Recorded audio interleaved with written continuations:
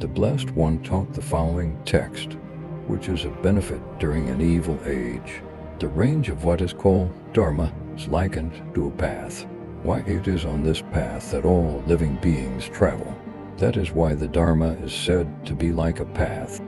Once, when the Blessed One was seated beneath the bodhi tree, he saw all the living beings of Jambudvipa.